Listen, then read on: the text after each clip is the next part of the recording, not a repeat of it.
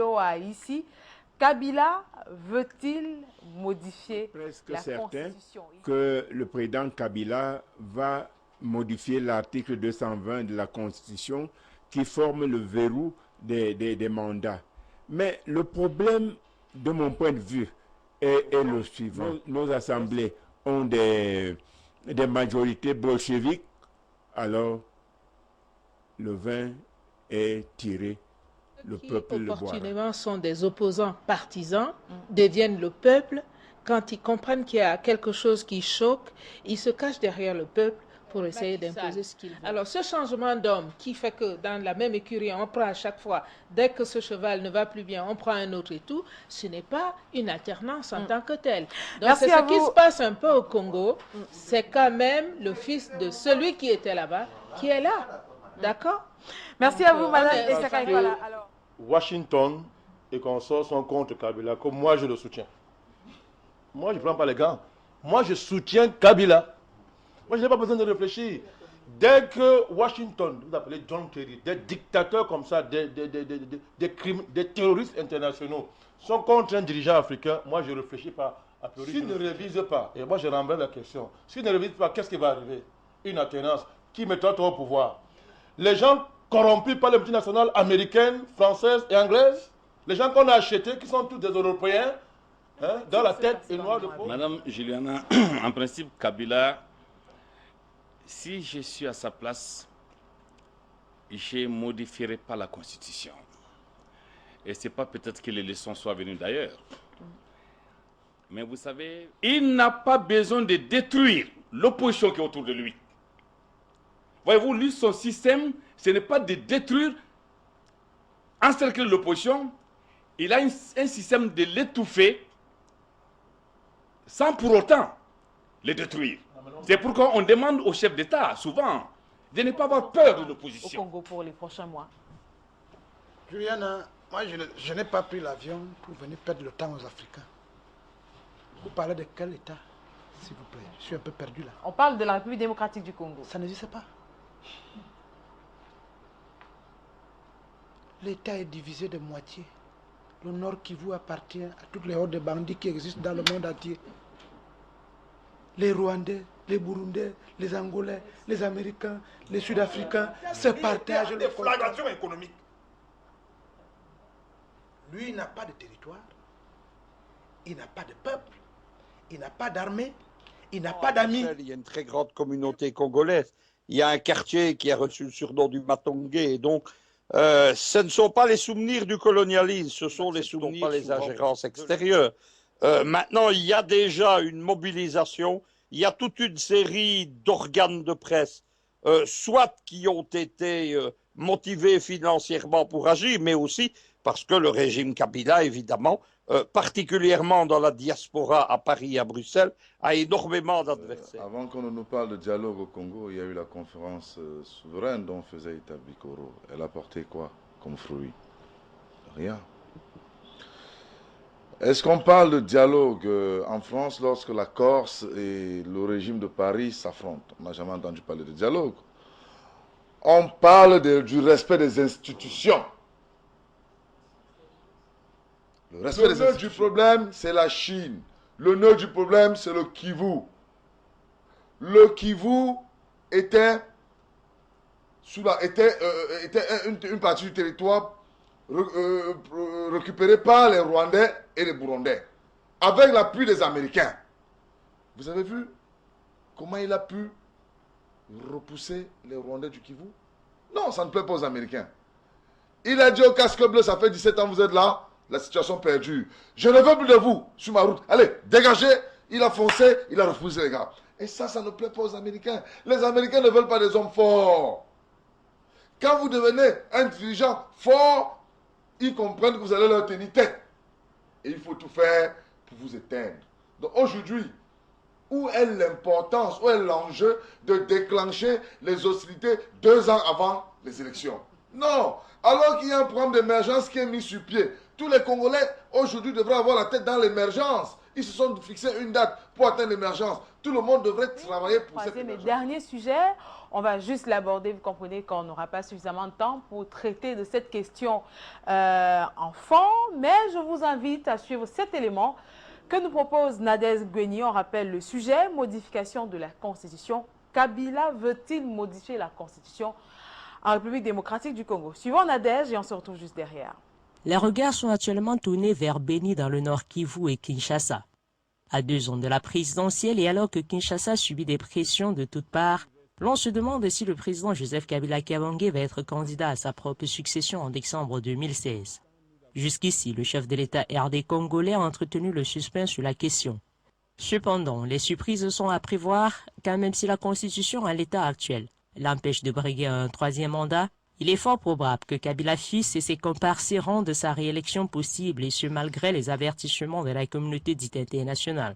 À ce sujet précisément, le président Joseph Kabila Kabange a déclaré lundi à Kinshasa qu'il n'acceptait pas les injonctions de l'étranger relatives à la tenue des prochaines élections dans son pays, déplorant par la même occasion la tendance de certains de ses compatriotes à faire appel aux étrangers pour venir régler les différends intercongolais de nos partenaires, et pourvu que cela soit fait dans le respect de notre souveraineté, nous sommes toujours prêts à recevoir des avis, conseils et suggestions, mais jamais des injonctions, a-t-il déclaré devant les 2 chambres du Parlement réunies en congrès. Évoquant l'effervescence qui depuis un peu plus d'1 an agite une partie aussi bien de la classe politique congolaise que la communauté internationale à propos du dit processus électoral, Joseph Kabila Kabange a estimé que l'on pouvait s'interroger sur le bien fondé de l'auto-invitation dans ce débat de personnalités non congolaises aussi bien intentionnées soient-elles. Arrivé au pouvoir en 2001 pour succéder à son père assassiné Laurent Désiré Kabila, ancien rebelle ayant pris le pouvoir par les armes en 1997, Joseph Kabila a été élu président de la République démocratique du Congo en 2006, à l'issue des premières élections démocratiques tenues dans le pays depuis son indépendance de la Belgique en 1960. Il a été reconduit pour un nouveau mandat de 5 ans en 2011 lors d'un scrutin dont les résultats n'ont pas été reconnus par la majeure partie de l'opposition et dont la communauté internationale a dénoncé de nombreuses irrégularités. Depuis 2013, l'opposition le soupçonne de vouloir se succéder à lui-même en 2016 alors que la Constitution lui interdit de briguer un 3e mandat. La communauté internationale réclame depuis plusieurs mois déjà aux autorités la publication d'un calendrier électoral complet jusqu'à la prochaine présidentielle, de façon à pouvoir soutenir le processus électoral et demander que la constitution du pays soit respectée. Les États-Unis ont affirmé très clairement qu'ils voulaient voir le président Joseph Kabila Kabange se retirer du pouvoir à la fin de son mandat en décembre 2016. Kabila veut-il modifier la Constitution? Il ne s'est pas encore prononcé, d'aucuns, on pourrait croire que c'est un procès en sorcellerie qu'on serait peut-être en train de faire au président Kabila.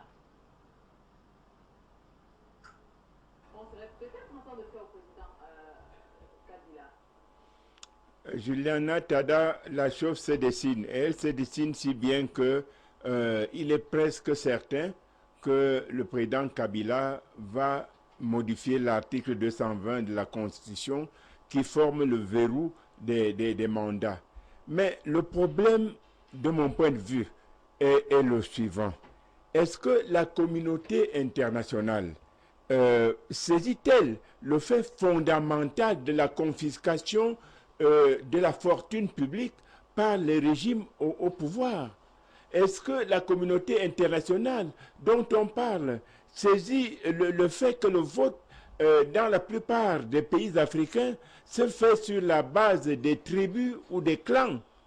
Est-ce que la communauté internationale saisit-elle l'immaturité de ces peuples qui ne votent pas les programmes, mais des hommes? Alors, à partir de ce moment, il y a quelque chose à faire. Il y a lieu, je l'ai toujours dit et je le dirai toujours, que l'Afrique revoie son mode de gouvernance. Et à partir de ce moment, on va juger les gens à partir de quelque chose qui est nôtre. Aujourd'hui, si le président du Congo, RDC, veut modifier la Constitution, s'il sait s'y prendre, il va réussir. Il sait se prendre comment? mouiller un peu les partis politiques qui d'ailleurs sont là pour couvrir un certain nombre d'actes mafieux dont on appelle la majorité présidentielle.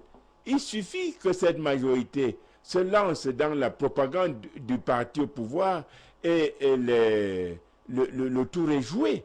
Donc, si déjà le président Kabila a dit qu'il n'acceptait pas d'injonction, ça veut dire qu'il va faire ce qu'il a décidé de faire et que les autres s'occupent de leurs problèmes. Et dès lors, on n'a pas besoin d'être sorcier pour comprendre qu'il sera tenté de revenir pour un troisième mandat. Et s'il le dit, il va le faire.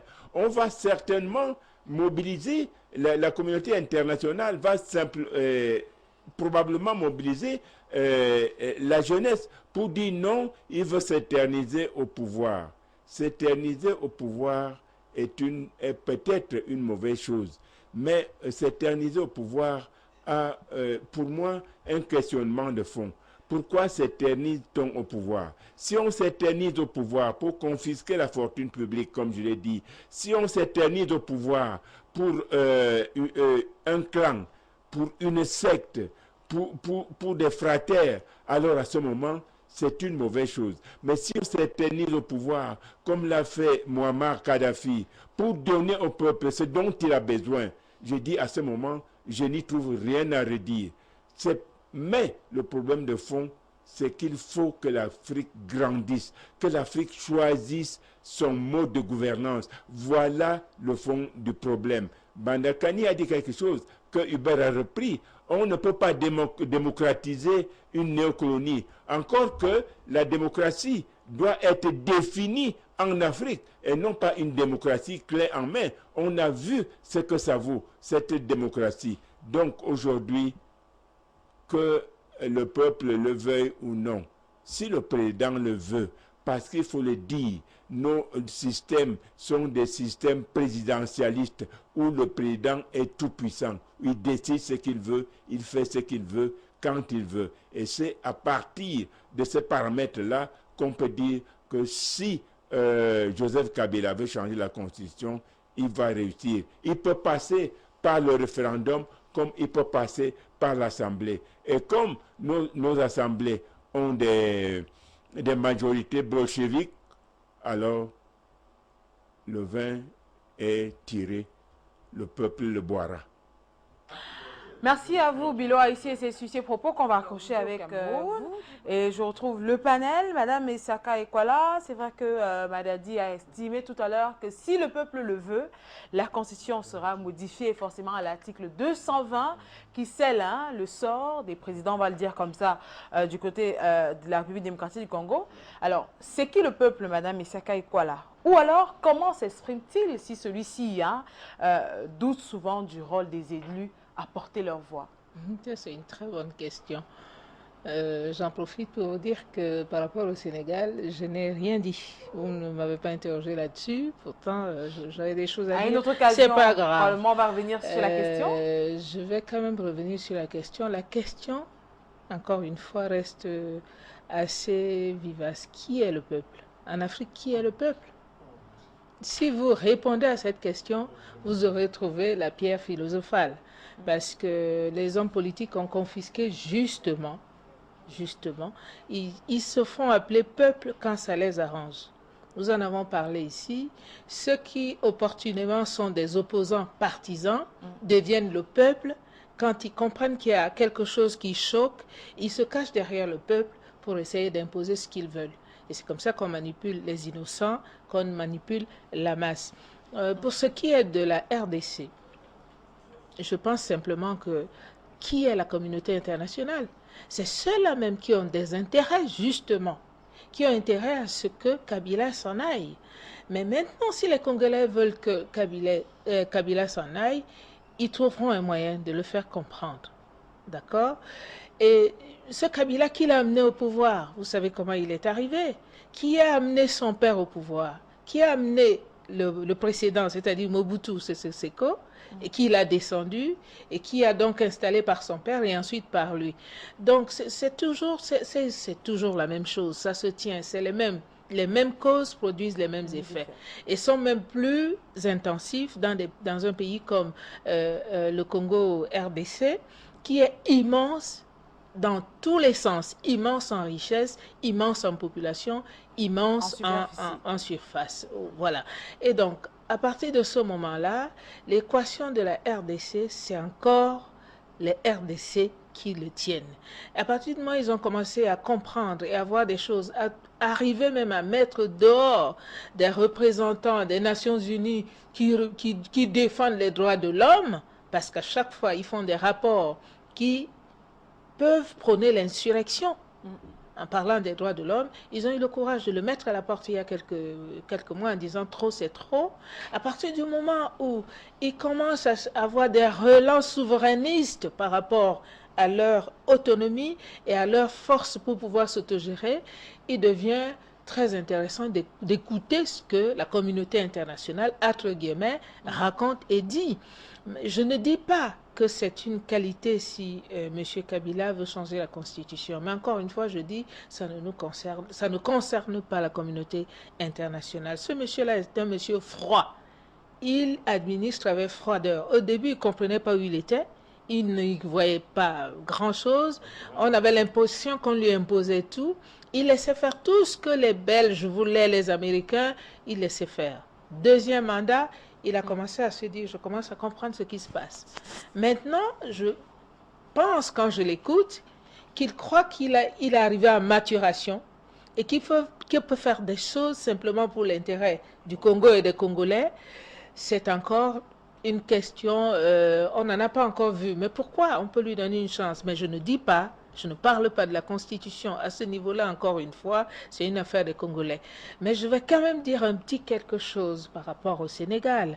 Je dis qu'au Sénégal, c'est une écurie. Non, Abdoulaye Wade. Mais je préfère qu'on ne revienne pas sur le même Sénégal, système. C'est une écurie, le Sénégal, dont Abdoulaye Wade a produit Macky Sall. Alors, ce changement d'homme qui fait que dans la même écurie, on prend à chaque fois, dès que ce cheval ne va plus bien, on prend un autre et tout, ce n'est pas une alternance en tant que telle. Donc, c'est ce qui se passe un peu au Congo. C'est quand même le fils de celui qui était là-bas qui est là. D'accord? Merci à vous, Madame Bakani. En visite au Congo, le secrétaire d'État américain John Kerry a exhorté le président Joseph Kabila à ne pas se représenter en 2016 et par la voix des spécialistes des Grands Lacs américains. Ils ont estimé qu'il ne serait pas bon, du moins qu'ils ne veulent pas que M. Kabila brigue un troisième mandat en 2016. Il serait bon pour lui de partir. Alors, d'accord que Kabila doit respecter la constitution actuelle congolaise, mais un quelconque gouvernant, fut-il américain, doit-il le lui rappeler? En 2014, ne comprennent-ils pas qu'ils procéderont ou alors qu'ils doivent changer de méthode avec les Africains? Dans tout ça, on parle de dictature. D'où vient-elle? On parlait de la volonté du peuple. Entre la volonté de ce qu'on appelle les métropoles ou alors l'Occident et la volonté du peuple, il faut dire que ça balance tout de même. Vous êtes une génie, Juliana. Vous posez très bien les questions. Et ça nous facilite la tâche. C'est parce que Washington et consorts sont contre Kabila que moi je le soutiens. Moi je ne prends pas les gants. Moi je soutiens Kabila. Moi je n'ai pas besoin de réfléchir. Dès que Washington, vous appelez John Kerry, des dictateurs comme ça, des terroristes internationaux sont contre un dirigeant africain, moi je ne réfléchis pas. A priori je le soutiens. Ça c'est pour mon principe. Je reviens sur votre question de fond. Tout à l'heure, quelqu'un nous a fait les théories sur le peuple. La Majesté, il s'appelle quoi là, vient de faire une démonstration importante. Je vais rebondir dessus pour dire que, mais qu'est-ce qu'on appelle le peuple? Et dans le cas d'espèce du Congo, le peuple c'est une catégorie juridique, mais c'est une catégorie réelle. Dans le cas du Congo, qu'est-ce que le peuple réel? Ceux qui parlent de respecter le peuple congolais, ce sont les qui? Laissez-moi rentrer dans l'histoire. Qui a commencé à mépriser les Congolais? C'est Léopold II, le Belge. Un petit pays européen dont le Congo est près de 20 fois, s'il faut multiplier. Le roi là-bas a dit que le Congo est sa propriété personnelle. Ce sont des écrits historiques. Les Africains ne doivent pas oublier. Il a dit que le Congo est sa propriété personnelle. Il allait coloniser ce pays. il a fait ce qu'il a fait. Les mêmes personnes qui respectent le Congo ont méprisé les aspirations de ce peuple qu'ils avaient placé, qu'ils ont placé en un certain Patrice Lumumba. C'est ce qu'ils lui ont fait. Ils l'ont non seulement tué, mais ils ne sont pas limités à ça. Comme ce sont des anthropophages, ils l'ont scié. C'est-à-dire qu'ils l'ont tué dans l'acide et ils l'ont scié. Alors je vous parle, il y a quelqu'un qui a ses dents et qui s'en vante, quelque part aux États-Unis. Voilà les gens qui respectent le peuple congolais et qui est libre. Et John Kerry, alias Bavard mondial, ne voit pas. Ne voit pas. Est-ce que les gens qui ont recruté Mobutu et ont fait de lui agent de la CIA respectaient le peuple congolais? Est-ce que les gens qui veulent partitionner le Congo, le soudaniser et l'ont dit publiquement, qu'on fait la secrétaire d'État aux affaires africaines-américaines, elle l'a dit de façon publique. L'OUA n'a rien dit, aucun pays africain n'a rien dit, et M. Kerry n'a rien dit. Est-ce que ces gens respectent le Congo? Les gens qui arment les pays voisins pour déstabiliser ce pays, le partitionner, est-ce qu'ils ont respect pour ce peuple? Non, soyons sérieux. Soyons sérieux. Monsieur Kabila, quand on prend son parcours, moi je le soutiens dans son entreprise. Pourquoi? S'il ne révise pas, et moi je renverse la question, s'il ne révise pas, qu'est-ce qui va arriver? Une alternance qui mettra au pouvoir. Les gens corrompus par les multinationales américaines, françaises et anglaises, les gens qu'on a achetés, qui sont tous des Européens, hein, dans la tête et noir de peau, dites-moi dans l'opposition congolaise, quel est le parti patriote là-bas? Dites-moi. Je vous dis, je vous mets au défi, dites-moi, tous sont des agents de la CIA, recrutés, corrompus, et qui ont des intérêts, et qui roulent pour l'étranger. Voilà les gens qui vont arriver au pouvoir si on ne révise pas. Donc moi je suis pour qu'ils révisent. Pourquoi? Parce que ce monsieur, comme Mme Esakala dit, ce monsieur, quand il est arrivé au pouvoir, ce monsieur a lutté pour son pays, parce qu'il était avec son père. Quand son père luttait contre la colonisation rwandaise, instrumentalisée et financée et prise en charge par les Américains, il faut le dire, quand son père luttait, il était avec lui au combat, chef d'état-major de l'armée. Je voudrais vous rappeler que son père était le dernier de la génération de Lumumba. Après le Moulele, Kabila était le dernier de la génération qui toute sa vie s'est battu pour son pays. Donc, comparativement aux autres opposants qui s'agitent, ce monsieur est même plus légitime sur le plan historique que la plupart d'entre eux. Et depuis qu'il a pris le pouvoir, son premier mandat, elle a si bien dit, il s'est dit non, pour l'instant je m'installe, ils sont plus forts que moi, ils sont puissants, je les garde d'abord. Après, sa démarche est panafricaniste, au sens de l'essence, sa démarche est patriotique et il aime son pays. Mais ce monsieur, il faut le soutenir. Eux, de venir embêter les gens avec une fausse alternance qui n'a pas de sens. Donc, je termine en disant ceci, que ça repose au problème du fait que notre avenir politique nous est dicté encore par Washington, la France et Londres, dont les crimes sur le plan mondial sont établis. Est-ce qu'il est normal aujourd'hui que, je voudrais rappeler, permettez, l'enjeu du Congo, hein? Si le Congo est déstabilisé et partitionné, c'est toute l'Afrique subsaharienne qui est à terre. Il ne faut pas que les Africains l'oublient. Ce pays est extrêmement important pour nous. Les enjeux sont très grands. Nous n'allons pas laisser que les Occidentaux viennent s'amuser là-bas. Donc nous disons que pour l'instant, la carte Kabila est la meilleure. J'ai suffisamment démontré ici à quoi servent les constitutions. Alors moi, j'ai dit que chaque fois qu'il est nécessaire qu'on modifie, il faut modifier pour l'intérêt du pays. Et dans le cas du Congo, l'intérêt du pays commande qu'on change cette constitution-là. Moi, je soutiens merci à vous, Président Badakadi. Entre vouloir et pouvoir, il y a forcément un fossé qui peut s'élargir selon.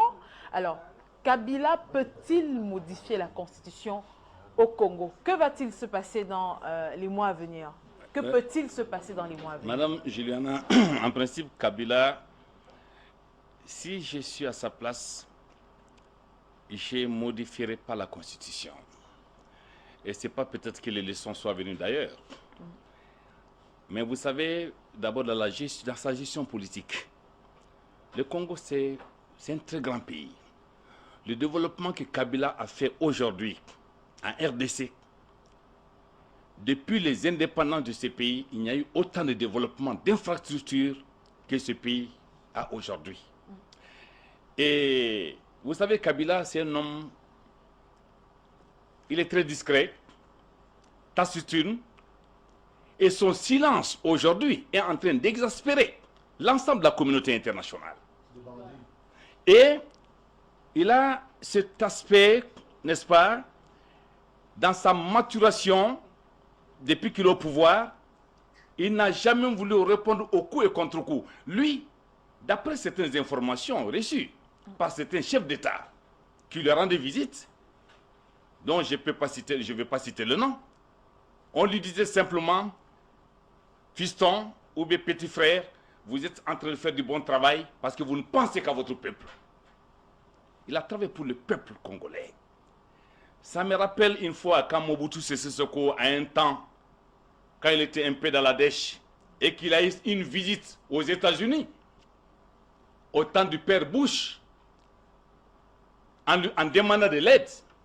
Les journalistes américains lui ont demandé, Monsieur Mobutu Sese Seko, vous-même vous êtes des multimilliardaires, vous avez autant de millions de dollars, pourquoi vous ne prêtez pas l'argent au peuple congolais? Il a dit, le Congolais n'est pas un bon payeur. Lui, il a son argent, il ne peut pas prêter son argent au peuple congolais. C'est une anecdote. Et ça a été dit dans le journal. Mais aujourd'hui, ce jeune Kabila qui est là, il n'a pas besoin de détruire l'opposition qui est autour de lui. Voyez-vous, lui, son système, ce n'est pas de détruire, encercler l'opposition. Il a un système de l'étouffer sans pour autant le détruire. C'est pourquoi on demande aux chefs d'État, souvent, de ne pas avoir peur de l'opposition. L'opposition n'est pas cette entité qu'il faut essayer de la supprimer, de la détruire automatiquement. Voilà, aujourd'hui, M. Kabila, il est dans une posture. Et récemment, il vient de faire un remaniement ministériel, le dimanche passé. Il a pu trouver deux personnes, n'est-ce pas, d'une grande importance, n'est-ce pas, de l'opposition. Et on a comme l'impression, ces deux personnalités qui viennent de mettre dans son gouvernement, c'est de faire une fragmentation. Puisqu'il y a un certain Évariste qui est du côté de Kabila, fils, afin de pouvoir le pousser à faire les modifications de constitution. Tous les membres du gouvernement aujourd'hui qui sont avec lui, personne ne serait contre lui, puisqu'il veut rester longtemps au pouvoir. Et heureusement, l'Église aujourd'hui, et il venait de faire une réunion du 8 au 10 pour dire que, à partir des élections qui sont en train de venir, les élections locales, législatives, il faut absolument qu'ils fassent des prières pour qu'il y ait la paix. Au Congo, on ne veut plus de déstabilisation. Et aujourd'hui, l'Église a une grande influence par rapport à cette gestion-là. Mais est-ce qu'ils sont derrière? Et le fils Kabila, il a jusqu'à 2016. Ouais. Il n'a pas à répondre. Il ne va pas répondre. Les gens sont maintenant torturés, paniqués, la communauté internationale, ne sachant pas avec ce jeune garçon ce qui va devenir, ce qui va faire du Congo. Merci à vous, Adi Diakité. François Bikoro, cette question de l'opposition qui, on sent quelquefois, laxiste en Afrique et opportuniste quand la communauté internationale se prononce par rapport à une question, mais on a plutôt l'impression que ce qui s'est passé au Burkina va forcément servir de cas d'école pour plusieurs pays africains. Et pour le cas du Congo, on est en observation, même si l'opposition s'est prononcée. Je réitère la question de tout à l'heure, à quoi peut-on s'attendre au Congo pour les prochains mois? Juliana, moi je n'ai pas pris l'avion pour venir perdre le temps aux Africains. Vous parlez de quel État, s'il vous plaît? Je suis un peu perdu là. On parle de la République démocratique du Congo. Ça n'existe pas. L'État est divisé de moitié. Le Nord Kivu appartient à toutes les hordes de bandits qui existent dans le monde entier. Les Rwandais, les Burundais, les Angolais, les Américains, les Sud-Africains se partagent le coltan, le cobalt, le diamant de ce côté-là depuis 40 ans. Vous me parlez des choses, vous parlez de l'opposition. L'opposition est dans l'ensemble du Zaïre. Vous voyez que je ne parle pas de Congo. Et cette opposition joue à la musique en Belgique. Deux images. Car monsieur Mobutu Sese Seko est malade. KO. Il va se faire soigner en Europe. Yes. Le pays abandonné à lui-même, on remet un certain Tshisekedi. Il n'a pas fait 3 jours. Il dit, ah, donc c'est compliqué comme ça. C'est mieux d'être opposant au président zaïrois, vendre ma part de diamant, que de m'asseoir là pour diriger un pays qui se bat contre cet État belligérant. Son Angold, c'est en Afrique du Sud. après un moment, pour faire partir le président zaïrois, l'authenticité, on l'a amené Ebola. Parce qu'on voit Ebola aujourd'hui. Et pourquoi Ebola dans les autres pays? Parce que tout le monde mange au Zaïre. Donc, le petit a 3 petits défis. Un héritage multiculturel, Baya Moulengue. Toutes les personnes qui meurent de famine au Congo sont au Zaïre. Toutes les personnes qui ont des problèmes au Burundi, ils sont au Zaïre. Les Rwandais que vous avez tués, massacrés, ils se sont cachés au Zaïre. Donc le petit a quelque chose à faire. Paix. Parce que le Zaïre, c'est tous les 13 pays que je vous ai cités tout à l'heure. Unité nationale. Il faut réconcilier tout le monde. Unité nationale. Intégrité territoriale. Et ce garçon est tellement malin et intelligent. Parce que moi, je ne supporte pas les gens qui ne respectent pas leur mot d'ordre. C'est lui-même qui a dit je visse. Mais après, on s'est rendu compte qu'en réalité, il a évité aux Zaïre une 3e descente aux enfers. Parce que l'affaire de constitution a attaché là, où tu marches, où tu ne marches pas. Franklin Delano Roosevelt, hémiplégique comme le président algérien actuel. La constitution la plus rude au monde, c'est celle des États-Unis.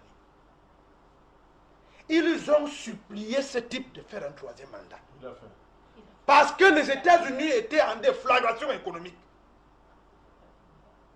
Lui, il n'a pas de territoire, il n'a pas de peuple, il n'a pas d'armée, il n'a pas d'amis. Et vous lui dites qu'il y a l'opposition, il y a les opposants. L'opposition, c'est tous les Zaïrois qui n'ont pas de territoire, qui ne jugent pas des bienfaits de ce désastre du sous-sol que le Seigneur leur a donné. Dans ce sens, si on parle 2 ans avant, parce qu'il y a un véritable péril aux Zaïre, je ne parle pas de RDC, c'est le péril jaune pour les Européens. Il ne faut pas qu'on vous trompe.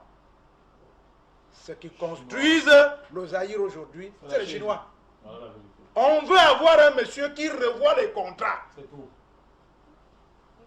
Le jour où le Zaïre va retrouver toute sa superficie, où les Zaïrois ne vont plus dormir à 16 dans les chambres en Belgique, soi-disant pour avoir le monde politique, ils chantent la musique à longueur de journée. Si vous suivez le Lingala, ils pleurent pour revenir dans leur pays. Ce jour-là, on parlera d'opposants, on parlera de politique. Tout ce qu'il peut faire maintenant, c'est ce que Diakité a rappelé tout à l'heure, appeler tous les enfants pour reconquérir le Nord Kivu, pour qu'il n'y ait pas de massacre, pour qu'ils aient un pays. Et ce jour-là, ils s'asseront donc. Pas pour faire ce qu'ils ont fait à Mobutu, c'est ce que l'homme de l'authenticité, le jour de la conférence nationale souveraine, s'insulter, s'imbéciliser bêtement devant la communauté internationale, mais pour récupérer ce que les autres leur ont pris.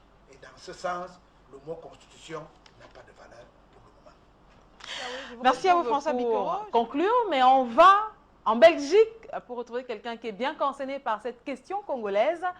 Luc Michel, rebonsoir. On vous écoute une fois de plus. Oui, rebonsoir Juliana. Évidemment, le Congo, vous savez, on ne peut pas être indifférent quand on vit en Belgique. Tout simplement, à Bruxelles, il y a une très grande communauté congolaise. Il y a un quartier qui a reçu le surnom du Matongé. Et donc, ce ne sont pas les souvenirs du colonialisme, ce sont les souvenirs souvent de l'amitié, ce sont les souvenirs des contacts. Mais ce qui se passe au Congo, c'est ce qu'on parlait il y a une semaine à propos du Gabon, c'est ce dont on parlait tout à l'heure en début d'émission. Il y a une vague de régime qui est programmée par un marionnettiste qui sont les États-Unis. Il y a une France qui a un extrême pouvoir de nuisance parce qu'elle se rend compte évidemment qu'elle va perdre beaucoup de plumes dans l'affaire. Et on a, mais ça avait été le prétexte du printemps arabe, on a malheureusement une série de chefs d'État africains. Dans le cas du Congo, ce n'est pas quelqu'un d'âgé, mais il a succédé à son père. C'est un régime, comme on appelle ça en sciences politiques, qui dure maintenant depuis la chute de Mobutu. Ailleurs, ce sont des chefs d'État très âgés. C'est le prétexte, comme la longévité au pouvoir de Kadhafi, de Ben Ali ou de Moubarak avait été le prétexte. On a prétexte à lancer des gens dans la rue, on a prétexte à faire campagne. Dans le cas de la RDC, évidemment, On est face évidemment à véritablement un cas d'école. On se souvient lors du sommet de Washington au début du mois d'août de cette conférence de presse Kabila-John Kerry, où Kabila avait l'air d'un petit garçon qu'on venait de gronder. Il s'est révolté, il a refusé. Ses paroles il y a 48 heures sont très claires. Il a dit nous n'acceptons pas les ingérences extérieures.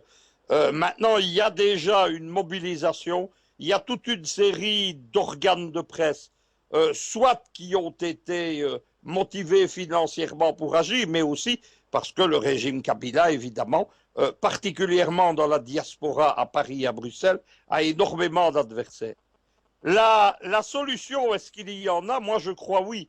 À partir du moment où Kabila veut jouer la carte de l'indépendance nationale, veut jouer la carte du respect du pays et des hommes, mais je pense qu'il doit prendre la voie, en tout cas, du président Biangnema Bassogo de Guinée équatoriale. Il faut ouvrir un dialogue national. Ce dialogue national ne doit pas être une farce, il doit être sincère. Malheureusement, le Congo, depuis Mobutu, a connu tellement de farces. La question de la sincérité, elle sera déterminante. Il faut simplement savoir, c'est que la République démocratique du Congo, c'est un pays déjà brisé, c'est un pays exploité, c'est un pays pillé par ses voisins, c'est un pays qui a été ensanglanté par des milices. On ne voit pas la fin de tout ça. Il y a des casques bleus de l'ONU qui servent à rien là-bas. Il y a des multinationales. Il y a dans la région des Grands Lacs un ambassadeur spécial, l'envoyé spécial d'Obama pour la région. Et tout ça ne fait ni la paix, ni le bonheur, ni la prospérité des Congolais. Donc moi, une seule chose, place au dialogue national. Si Kabila veut absolument être cohérent avec le discours qu'il a tenu face à Washington et face à Paris il y a 48 heures. Je souhaite à tous une très bonne nuit et à vous revoir pour un prochain débat cette semaine. Merci à vous, Luc Michel et bonne Jules Diawé. Le mot de la fin avec François Bikoro tout à l'heure. Et Luc Michel, pour finir, on parle de dialogue national, de réconciliation, de grande réconciliation, pour permettre au Congo, pourquoi pas, d'engager définitivement la voie de la prospérité.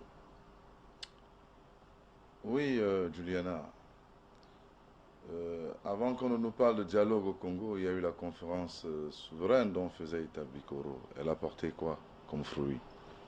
Rien. Est-ce qu'on parle de dialogue en France lorsque la Corse et le régime de Paris s'affrontent? On n'a jamais entendu parler de dialogue. On parle du respect des institutions. Le respect des institutions. Vous voyez, on nous dit tantôt que Biya, à 81 ans, il est vieux, il doit partir. De l'autre côté, vous avez un jeune de 42 ans, il doit partir. Mais en fait, le problème, ce n'est pas un problème de bonne gouvernance. Le problème, c'est un problème de bonne manipulation. Dès lors qu'on ne peut plus bien manipuler un individu, il faut qu'il parte. Le jeune Kabila, ne l'oubliez jamais, il a relevé un défi qu'aucun président n'a pu relever en Afrique. Aucun président. Il est arrivé au pouvoir très jeune. Et aujourd'hui, après 2 mandats, vous voyez ce qu'il a fait du Congo. Le nœud du problème, c'est la Chine. Le nœud du problème, c'est le Kivu. Le Kivu était une partie du territoire récupérée par les Rwandais et les Burundais, avec l'appui des Américains. Vous avez vu comment il a pu repousser les Rwandais du Kivu? Non, ça ne plaît pas aux Américains. Il a dit au casque bleu, ça fait 17 ans que vous êtes là, la situation perdue. Je ne veux plus de vous sur ma route. Allez, dégagez. Il a foncé, il a refusé les gars. Et ça ne plaît pas aux Américains. Les Américains ne veulent pas des hommes forts. Quand vous devenez un dirigeant fort, ils comprennent que vous allez leur tenir tête. Et il faut tout faire pour vous éteindre. Donc aujourd'hui, où est l'importance, où est l'enjeu de déclencher les hostilités 2 ans avant les élections? Non. Alors qu'il y a un programme d'émergence qui est mis sur pied. Tous les Congolais aujourd'hui devraient avoir la tête dans l'émergence. Ils se sont fixés une date pour atteindre l'émergence. Tout le monde devrait travailler pour cette émergence-là. D'où sort l'histoire d'alternance 2 ans avant les élections? Écoutez, nous ne sommes pas cons. Il faut que ça s'arrête. Pour une fois, on a un modèle de jeune. Un jeune qui a prouvé que la jeunesse africaine peut travailler, peut construire, peut aider à reconstruire. Mais quand on le laisse travailler, maintenant, la modification, si le peuple demande qu'on modifie, Washington va venir s'opposer au peuple. Le peuple, ce n'est pas l'opposition, je suis désolé. Qui a dit qu'en politique, le peuple, c'est l'opposition? Mais non, arrêtez un peu. Arrêtez un peu. Ça doit changer. Juliana, je pense, pour moi, pour ce qui est de ma pensée, hein, pour ma modeste pensée, je pense que le président Kabila est en train d'abattre un travail louable. Je pense que s'il décide de modifier la Constitution et que le peuple lui permet de modifier la Constitution, ni Washington, ni Paris, ni Bruxelles, personne n'a mot à dire. Parce que les Africains doivent apprendre à être souverains. On doit agir en toute souveraineté. On doit pouvoir prendre nos responsabilités et penser notre avenir de nos propres moyens. Merci infiniment. Les peuples africains doivent décider par eux-mêmes et se donner les moyens d'être souverains. Mesdames et messieurs, c'est le mot de la fin de cette édition de Face à l'actualité. On va dire merci à toutes les personnes qui étaient présentes sur ce plateau et à Yaoundé, Maïdadi Sédou, Hubert Kamgan, Bilo ici, Madame Messaka Ikwala, Henri Diabaté Mandeng, le président Banda Kani, François Bikoro, Pius, j'allais dire Jules Ndiaoué, Noura Sadio, Adidi Akité, sans oublier Luc Michel depuis Bruxelles. Merci à toute la grande équipe technique. C'est avec le même plaisir qu'on se retrouvera sur les antennes d'Afrique Média. Bonne fin de soirée à tous.